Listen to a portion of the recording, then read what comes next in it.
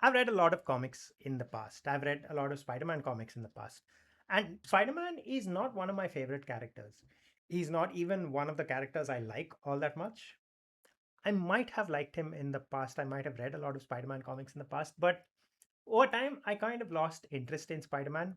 If I sit down and try to read a comic, I get bored halfway reading a Spider Man comic. So, Spider Man is not one of my favorite characters. But it was quite a surprise when I actually ended up liking the Spider Man films, the new ones that Sony has been putting out. These films, they don't play out like a regular Spider Man comic book, they play out very differently, but they still feel, in essence, a Spider Man story. They follow the same DNA of a Spider Man story. So I like the idea of Tom Holland's Spider Man, but I don't really like the Spider Man stories, even the films that have been coming out. But then Marvel went and released Brand New Day, which is a film I really loved.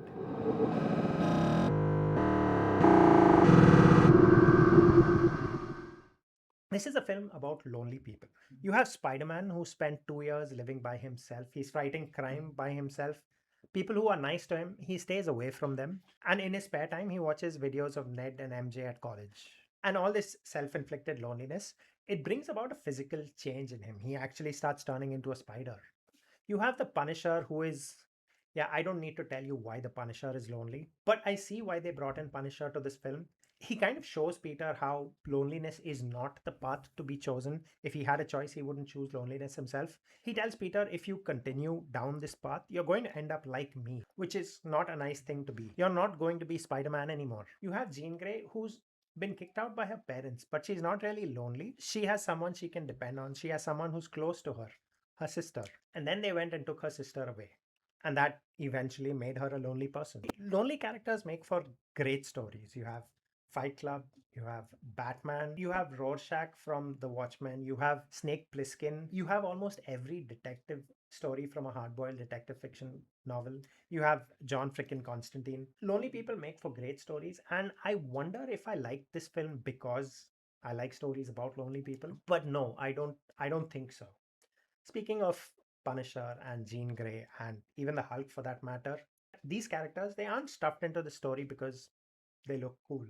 They're there because they serve a purpose. The Punisher tells Peter not to be like him. He shows Peter what his life would become if he does continue down this path. You have Jean Grey, who is lonely and is on the same path as Peter is.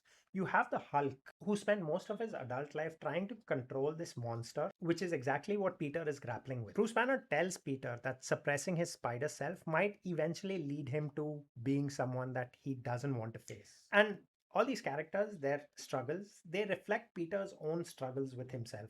And while the story trope is pretty common among a lot of stories, I kind of liked it being in the story. I liked seeing these characters interact together and finally bring out a story that we like. There's a moment in the film where the Hulk grabs Peter's arm and breaks the weapon that he's holding rather easily. And he's about to beat the crap out of Spider Man. And Peter begs Bruce Banner to stop. He begs the Hulk to stop. And the Hulk actually pauses and he lets go of Spider Man and falls to the ground. And I thought this would be a really cool moment to realize that the Hulk remembers who Spider Man is. He remembers that this is Peter Parker and these are his struggles. And that's essentially why he stopped beating on Peter, because that's what happens in the comics. In the Marvel comics, Mephisto, I think, takes away everybody's memory of Peter being Spider Man. And the one person that remembers him is the Hulk, not Bruce Banner, the Hulk, because the Hulk was not there when the spell was being cast. And I think that's a brilliant story nugget to have in any kind of story. It's just brilliant.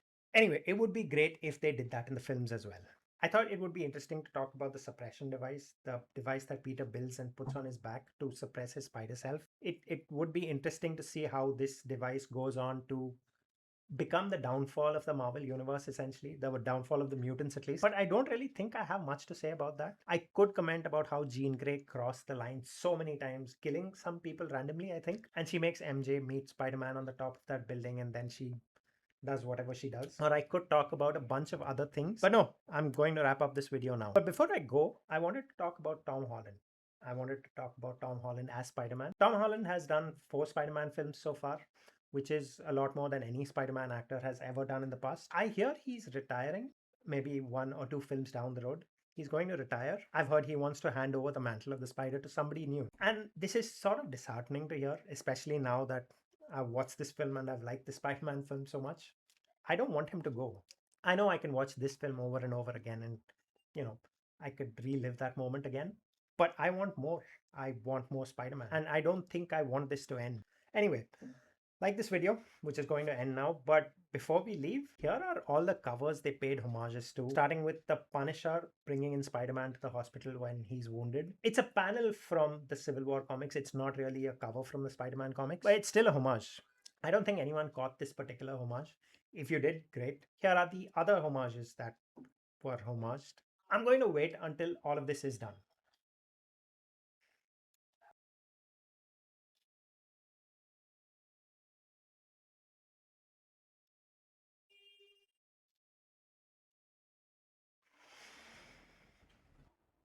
All right, I'm just going to go now. I'll see you next time. Bye bye.